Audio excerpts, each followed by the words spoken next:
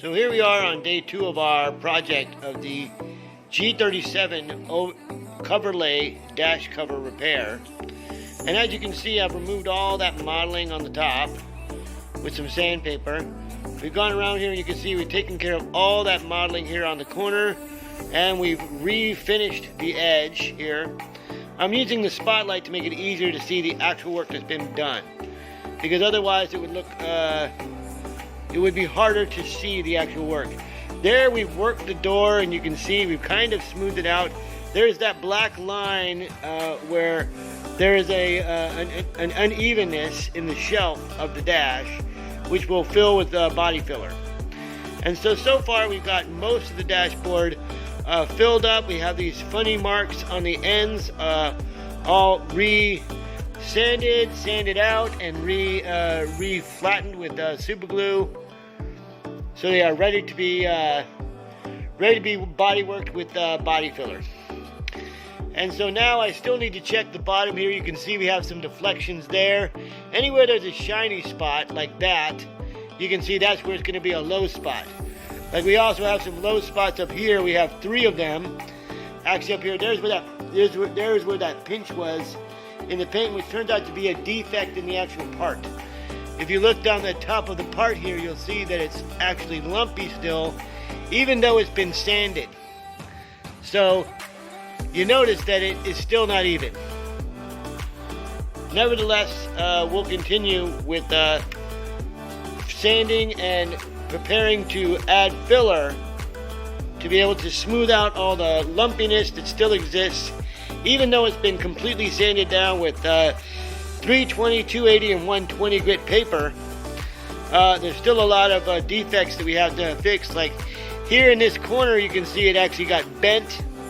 That'll need to be filled a little bit, but right there in the arc, it had a bend, I guess, from it landing on this side in the box.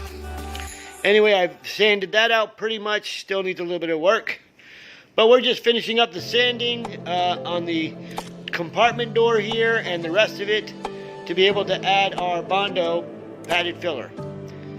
And what we will use here for our repair process is the 2050-9 padded dash filler with the hardener.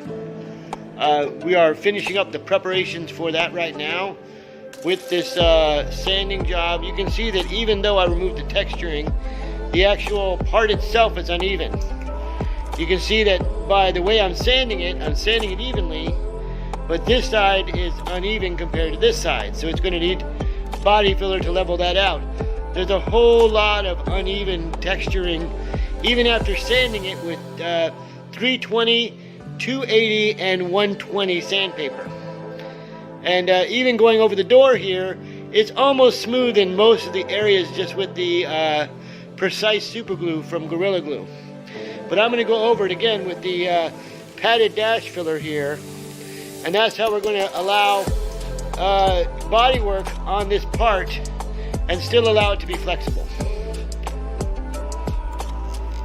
Stay tuned for step 3, which will be adding the padded dash filler, adding the 2050-9 padded dash filler.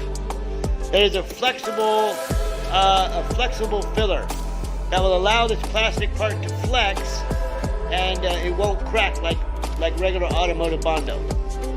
So that's why we're using the padded dash filler, so that we can basically fill all these low spots, mostly here in the door, but pretty much everywhere on the whole part. We're just going to basically cover the whole part and sand the whole part down. And that's how we're going to resolve any texturing and modeling that we can't resolve. Is going to be 2050-9 padded dash filler.